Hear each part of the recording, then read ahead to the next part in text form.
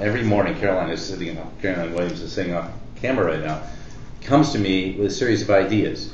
And wherever I am in the country or wherever I am in the world, she's got a series of 6, 7 ideas of things that are really hot. And she sends me articles. And she's gone through, the print media. She's gone through the internet. Whatever the news out. Ken Lewis yesterday, resigned at Bank of America, or jobs were over what we thought.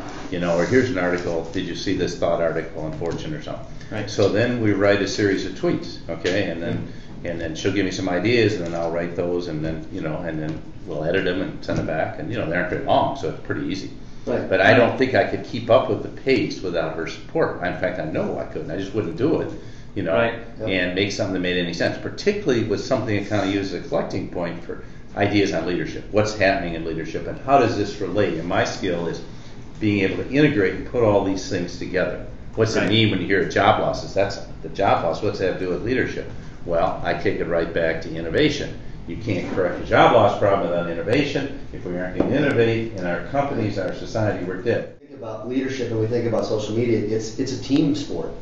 I think I think everything today is interaction. It's ideas. It's fast. It's quick moving, and you're acting. If you're not informed of all these things, you're losing it, man. Yeah. You got to be informed. How do you stay informed? You simply can't read every newspaper in the country. You can't see every TV show. You can't read all this stuff. Right. You've got to have a way so you interact with people with ideas. But you have to be multi-generational. If you're only interacting with people your age, like in a big corporation where it's very hierarchical, forget it. You're not going to know what's going on in the world. Yeah. You simply won't know what's going on. I think the point is you have to stay open. Otherwise you get old very fast and you wind up going to Florida and playing golf every day.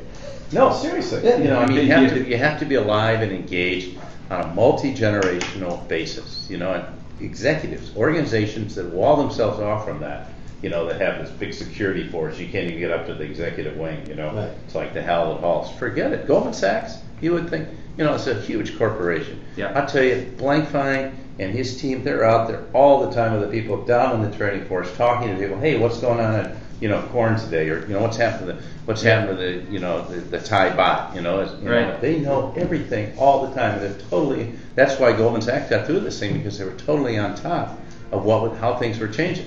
Whereas the people at Citibank, man, they're clueless. This thing comes up and you get it way too late. So I don't think you can run a dynamic organization today without being, really in touch with what's going on.